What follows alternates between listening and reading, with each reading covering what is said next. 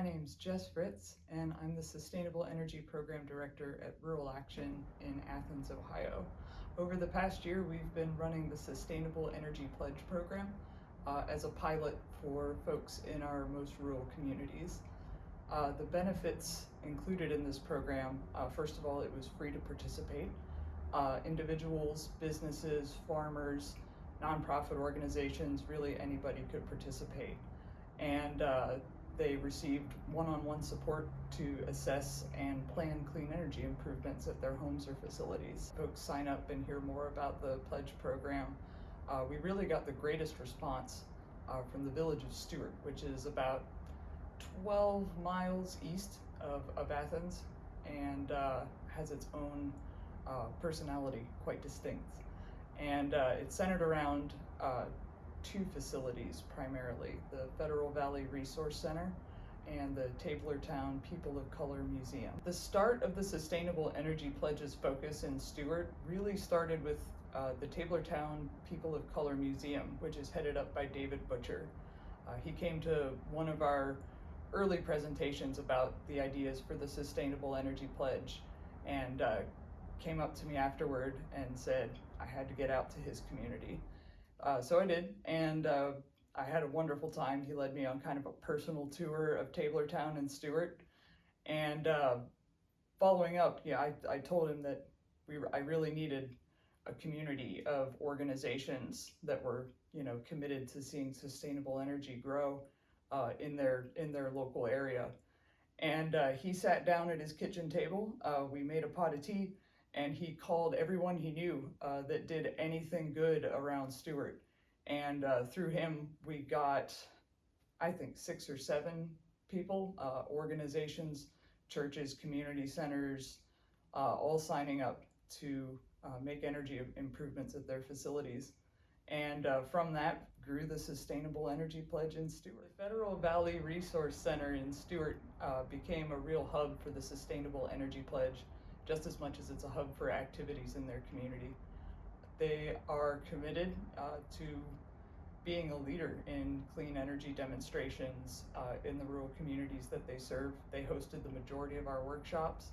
And since they're in such an old facility and it's used for such a huge variety of activities, the best course of action for them was determined to be an ASHRAE Level 2 energy audit, which we secured with mini grant funds. And we've also set aside some additional prize funding for implementation of whatever the best course of action for them is to increase their energy cost savings. Alan Butcher. I'm the Executive Director of the Tablertown People of Color Museum, located here in Stewart, Ohio, Rome Township, Athens County. One of the main stories we focus on is the Tabler family. I am a descendant of a slave and a plantation owner's son who fell in love with his father's slave and had 6 children together, and he emancipated these 6 children in 1830 in Virginia, which is now West Virginia. And long story short, then he migrated them here to Ohio because in Virginia, these slave children could not inherit his property. My personal goal is to make sure this history is preserved and leaving it in better shape and in good hands of the next generation. That's our job. I could collect all these items in this history, and if something happens to me and it's just sold in a yard sale, it doesn't accomplish anything. But this oral history is 190 years old, and we've won several major awards for this little museum here. The MLK Award, and that's Martin Luther King Award for the whole state of Ohio. That was a big deal. We got to go to Columbus, Governor DeWine, meet Governor DeWine there, and John Kerry's been very instrumental, who works in Governor DeWine's office, in helping us trying to find funding, because our long-term goal is to build a world-class museum in Tablertown. I met you, Jess, and we had a short conversation, and as we started talking about building this new museum, boy, wouldn't it be great if we were able to bring solar energy into this community, because we're in a rural area, so when we lose power, sometimes it's for a long time. Mm-hmm. And not to mention the cost savings. It's for a museum and possibly our community. You know, we have a community center, we have a church, and now we're building this new museum. If we could possibly bring solar energy to each of these, would be fantastic. And the neat thing too is these are all historically African American communities. Yeah. And you know, for you to bring this to a community that, let's just face it, we've been underserved, and the fact that we could be some of the first to have this where it affects the whole community would be truly amazing, I think. Hi, I'm Teresa Lackey, and I am Federal Valley Resource Center president of our board, and also I am the program director. So I started a lot of the programs, and I happen to be a retired music teacher, so here we are in the music room, hence the background. We need to know more about energy efficiency, and specifically for these buildings, it is like heating a castle when we're trying to keep people comfortable. And same thing with cooling.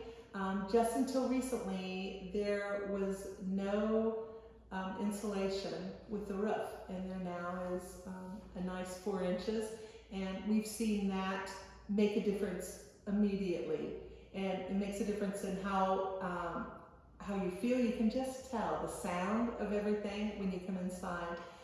But a lot of these windows and the doors and the HVAC system,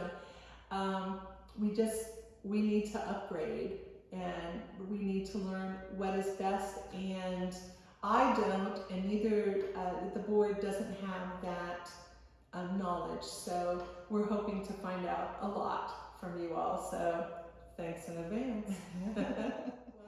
Well, because we involve so many people, you know, it's not just this community. A lot of folks are coming from Nelsonville and Albany and Little Hocking and Coolville and just all around.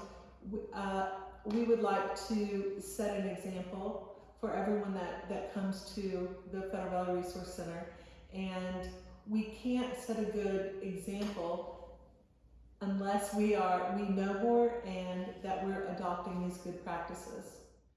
What's been really wonderful about working with the nonprofit organizations in and around Stewart, Ohio, has been the cohesiveness of all of them. They all work together to make sure people have food, make sure they have heating and cooling, to really take care of the community. And they see this as their role for clean energy too. We've had several conversations with the various organizations about the possibility of founding resilience hubs, which would have solar energy backup battery power. So in case of emergency, people who need it could find information, could find shelter and some relief at these places for the duration of power outages. Another possibility that's been brought up that's garnered a lot of excitement in the community is the idea of community solar arrays, where low-income folks who maybe couldn't get solar on their own rooftops would be able to subscribe to a larger array hosted by these organizations and see the cost savings and the cheap solar energy that way.